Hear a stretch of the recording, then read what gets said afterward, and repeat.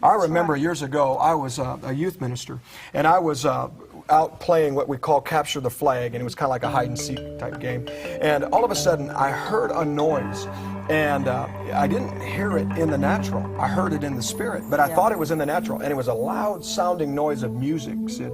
And all of a sudden, I grabbed the youth leaders, and I said, get all the kids right now. And it was pretty late at night. It was almost about midnight. I said, get all the kids quickly. Get them inside of the church. And they said, why? Why? I said, I don't know. Something. I hear this noise.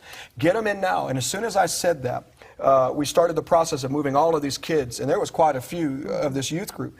Well, there was an off-duty police officer there, and he said, is everything okay? I said, I don't know, there's something wrong.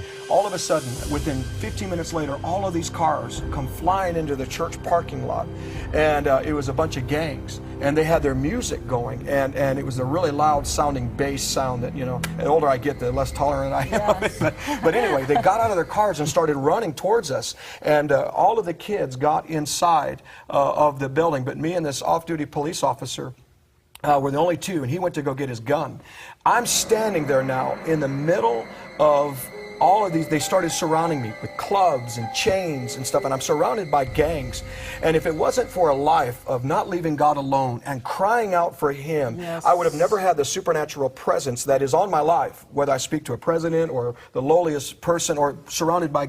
And all of a sudden, this one gang leader came out, and he walked up to me, said something I did not understand, and he was reaching in his coat to pull out what was a apparent weapon. Sid, at that moment, you know, you have a choice, and you can be like Rocky Balboa, you know, the Rocky, you know, and I wasn't Rocky. I wasn't, hey, how you do? I mean, I felt like Don Knotts, you know, could hardly, you know, find my, you know, how to pray. I couldn't even say anything. I was so scared. I know that doesn't sound spiritual for those that are watching, you know, I didn't seem spiritual, but I remember I pointed my finger, and I didn't say anything. All of a sudden, their eyes got big. And the whole group, and there must have been over almost 100 of these gangs, I don't know what they saw, started running in absolute fear.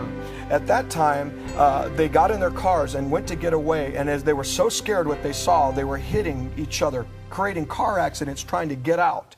And this other police officer came by, and he said, you know, what is going on here? He held up his badge, you know, because it was in the city that we were in. And he said, hey, I've never seen anything like this. Why are they running? I believe they saw an angel. I believe they saw angels. I believe God came literally to protect me because of my relationship of not leaving God alone. I sure hope that Brenda and Hank Kuhneman are provoking you to jealousy, because everything they have, not only is it available to you, God wants it more for you than you want it for yourself. I want to hear some of this supernatural God supernaturally protects you. How would you like to walk in supernatural protection?